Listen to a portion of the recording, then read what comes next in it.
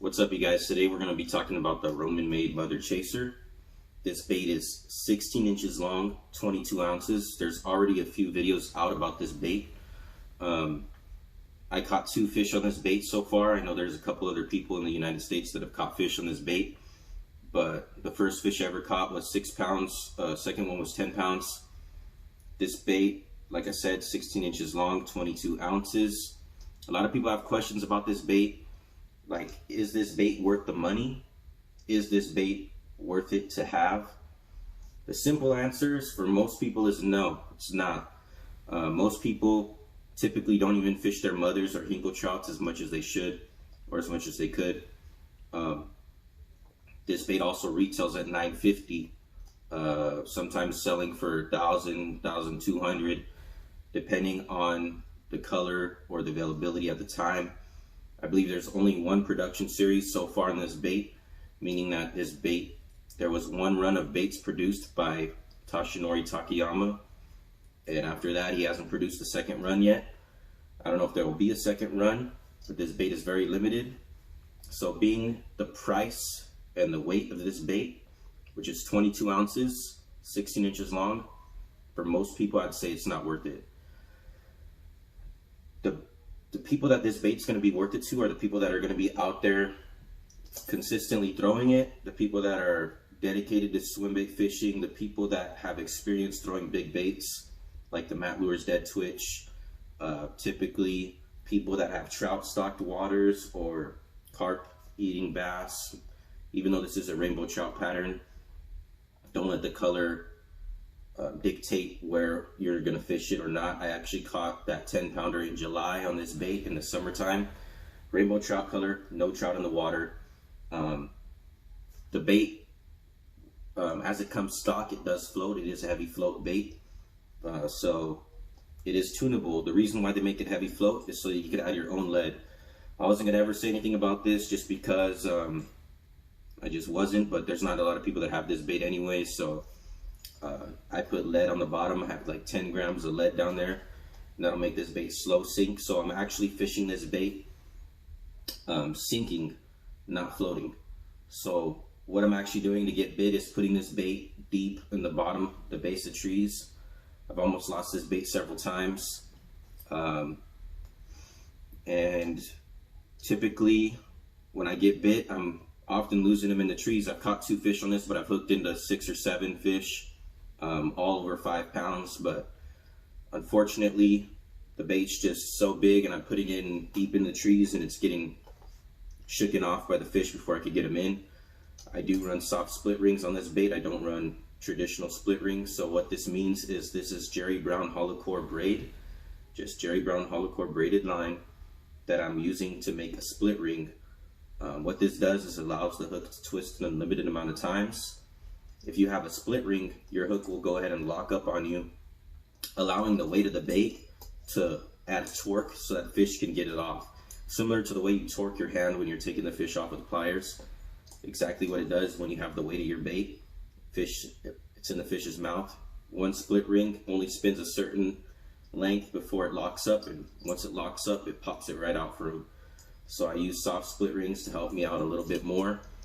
This bait is my first mother chaser, and I've actually made it so it sinks. I didn't worry too much about the hook color. These hooks are just like tin hooks. They're Owner ST58 Zowire, I believe. 58 or 56. I don't know which ones come in the Zowire. All I know is they're just 1/0 hooks. I believe stock it comes with 3/0 hooks. I just believe those are a little bit too big for this bait. The smaller hooks I can get away with, the better.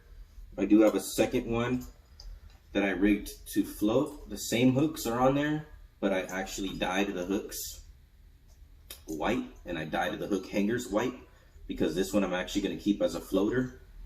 That way it's just a little bit more stealthy when it's floating on the surface rather than sinking. So yeah, like I said, for most people, the biggest question I get is this bait worth the money? The simple answer is probably not. It is a wooden bait, handcrafted piece of art.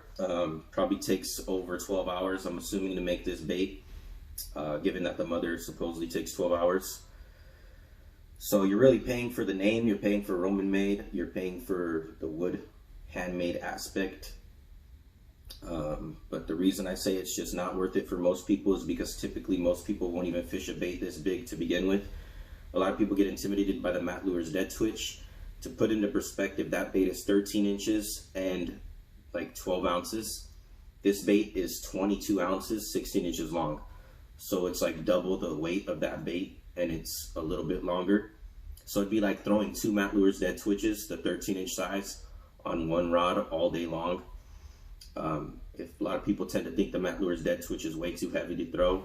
So if you think that's too cumbersome to throw, imagine throwing this all day.